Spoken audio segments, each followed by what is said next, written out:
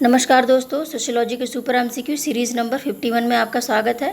ये MCQs UGC NET JRF, assistant professor, PGT, GDC, DTPLSP, UPSC एवं अन्य समाजशास्त्र संबंधी परीक्षाओं के लिए काफ़ी इंपॉर्टेंट है। तो फ्रेंड्स, शुरू करते हैं। क्वेश्चन नंबर 1 है कि बच्चों के पालन पोषण में निम्नलिखित में से कौन सी एक पद्धति है जो वयस्क के जीवन में सत्तावादी व्यक्तित्व का उदय करती है। ठीक है, अब देखिए सत्तावादी व्यक्तित्व क्या है।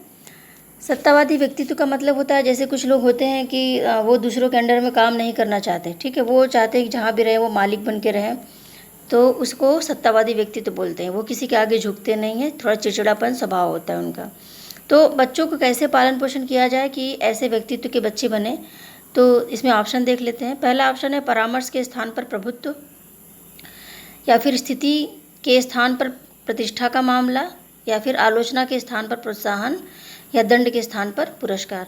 तो इसमें देखिए जो ऑप्शन नंबर सी है, आलोचना के स्थान पर प्रोत्साहन, ये बिल्कुल सही है। ठीक है, क्योंकि बच्चे को जब हम किसी भी कार्य पे उसकी आलोचना नहीं करेंगे, उसके गलत काम पे भी जब हम उसको केवल प्रोत्साहन नहीं देंगे कि हाँ तुमने बहुत अच्छा किया और अच्छा करो, तो धीरे धीरे उसके अंदर ईगो आ जाएगा कि हाँ मैं हर चीज़ अच्छा ही करता हूँ, मैं कभी गलती नहीं कर सकता। ठीक है, उसको यदि सज़ा नहीं दी जाएगी गलत कामों पे, तो क्या होगा कि उसके अंदर धीरे धीरे वो सत्तावादी व्यक्तित्व आ जाएगा, वो सबसे ज़्यादा श्रेष्ठ अपने आप को मानने लगेगा। तो इस तरह से क्या होगा, सत्तावादी व्यक्तित्व का उदय होगा। फिर देखिए क्वेश्चन नंबर 2 है कि यह विचार किसका है कि वृहद स्तरों पर परिवार लगभग पूर्णतया प्रकार विहीन हो गया है।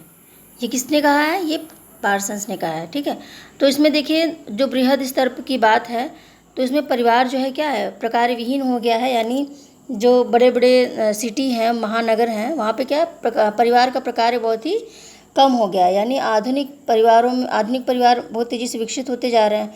हर चीज़ जो है वो नौकर पे डिपेंड है। ठीक है, माता पिता को बच्चों के पास बच्चों को देने के लिए टाइम नहीं है, और बच्चे अपना अलग ही चीज़ों में व्यस्त हैं। ठीक है, तो ये क्या है कि इसमें परिवार प्रकार विहीन है। परिवार के जो प्रकार थे परंपरागत परिवारों में, वो सब चीज़ें क्या है, ख़त्म हो रही हैं।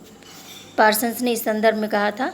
फिर देखिए क्वेश्चन नंबर 3 है कि आर के मुखर्जी किस गंदी बस्ती में प्रौढ़ शिक्षा देते थे।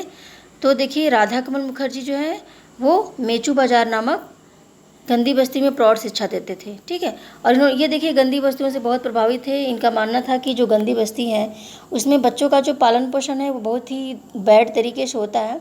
शुरू से ही बच्चे जो है गाली गलौज को सुनते हुए बड़े होते हैं, और उसमें कोई प्रकाश नहीं है, गंदगी है, बदबू है, बीमारियां हैं। तो इस तरह से बच्चों का पालन पोषण बहुत ही बुरी तरह से होता है। उन्होंने प्रौढ़ शिक्षा देना शुरू किया। जो वहाँ के अशिक्षित लोग थे, तो मेचू बाजार नामक एक गंदी बस्ती थी, उसमें जाकर वो लोगों को शिक्षित करना शुरू किए कि आप थोड़ा बहुत भी शिक्षित हो जाएंगे तो क्या होगा, आप कोई भी अच्छा सा काम कर सकते हैं। इसलिए उन्होंने शिक्षित करना शुरू किया लोगों को, और ये गरीबों की बहुत मदद भी करते थे। इसीलिए इनको गरीब मुखर्जी भी कहा जाता है, राधा कमल मुखर्जी को। फिर देखिए क्वेश्चन नंबर 4 है कि ऐतिहासिक परिप्रेक्ष्य में हिंदू परिवारों का अध्ययन किसने किया। तो ऐतिहासिक परिप्रेक्ष्य में किसने किया था, इरावती कर्वे ने। ठीक है, इन्होंने क्या किया था, बड़े बड़े जो धाम हैं और बड़े बड़े जो तीर्थ स्थल है, वहाँ जाकर इन्होंने वहाँ रहकर वहाँ के नातेदारी व्यवस्था को इन्होंने जाना। ठीक है, पूरे इंडिया में उन्होंने टहल टहल के घूम घूम के क्या किया, लोगों की नातेदारी व्यवस्था को जाना कि कहाँ पे कैसी नातेदारी व्यवस्था है, कहाँ पे कैसा परिवार है। ठीक है, इस संदर्भ में इन्होंने अध्ययन किया, तो ऐतिहासिक परिप्रेक्ष्य में अध्ययन किया। और इनकी जो पुस्तक है किनशिप ऑर्गेनाइजेशन इन इंडिया, इसकी जो शुरुआत होती है वो महाभारत की विभिन्न वंशावलियों से होती है। ठीक है, तो ऐतिहासिक परिप्रेक्ष्य में इन्होंने उस पुस्तक में बताया हुआ है। फिर देखिए क्वेश्चन नंबर 5 है कि मर्डाक ने कितने प्रकार के द्वितीयक नातेदार बताए। तो कितने प्रकार के द्वितीयक नातेदार बताए, 33 प्रकार के। ठीक है, और तृतीयक नातेदार कितने प्रकार के, 151 प्रकार के, और 8 प्रकार के प्राथमिक नातेदार बताए थे। तो तीनों याद रखिएगा। फिर देखिए क्वेश्चन नंबर 6 है कि निम्न में से किसने अफ्रीका के नातेदारी प्रणाली पर प्रकाश डाला। तो रेडक्लिफ ब्राउन ने अफ्रीका के नातेदारी प्रणाली पर प्रकाश डाला था। ठीक है, इन्होंने वहाँ की चोट्टाह और ओमाहा नाम की जनजाति की नातेदारी का अध्ययन किया था। तो आपके 2 क्वेश्चन इसमें ही तैयार हो गए, अच्छे से याद कर लीजिएगा। क्वेश्चन नंबर 7 है कि किस समाजशास्त्री से प्रभावित होकर आर के मुखर्जी यानी राधा कमल मुखर्जी ने रीजनल सोशियोलॉजी की अवधारणा दी, और इन्होंने रीजनल सोशियोलॉजी नामक पुस्तक भी लिखी हुई है। ठीक है, तो वो समाजशास्त्री कौन था, वो था E.A. रास। तो आप कंफ्यूज मत होइएगा A.D. रास और E.A. रास में, क्योंकि जो आंसर है वो E.A. रास है।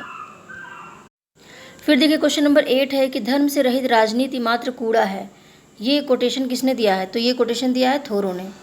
याद रखिएगा, धर्म से रहित राजनीति मात्र कूड़ा है, थोरो ने बताया है। इसके अलावा इस कोटेशन इसको ऐसे भी पूछा जा सकता है कि किसने राजनीति में धर्म के सम्मिश्रण को आवश्यक बताया है, तो वो भी थोरो हो जाएंगे। ठीक है।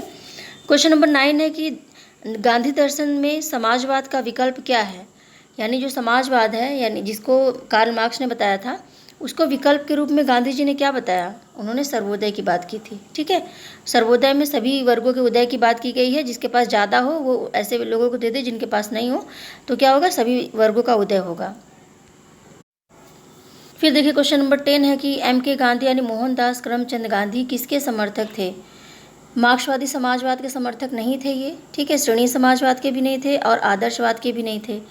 ठीक है। तो ये थे किसके समर्थक? दार्शनिक अराजकतावाद। ठीक है। दार्शनिक अराजकतावाद में माना जाता है कि हमें राज्य की आवश्यकता नहीं है, हमें किसी नियंत्रण की आवश्यकता नहीं है। सभी व्यक्ति स्वयं पर नियंत्रण रख के स्व नियंत्रण के द्वारा यदि रहें तो हमको क्या होगा? राज्य की आवश्यकता ही नहीं, सभी लोग अच्छे से चलेंगे, राज्य समाज का कार्य अच्छे से होगा। ठीक है। तो दार्शनिक अराजकतावाद के ये समर्थक थे, याद रखिएगा। और ये आंसर की है, देख लीजिएगा। ओके फ्रेंड्स, तो प्लीज़ वीडियो को ज़्यादा से ज़्यादा शेयर करें, लाइक करें और सब्सक्राइब करें मेरे चैनल को। और यदि सब्सक्राइब कर लिया है तो आपका बहुत बहुत धन्यवाद। तो मिलते हैं फिर अगली वीडियो में, तब तक के लिए नमस्कार।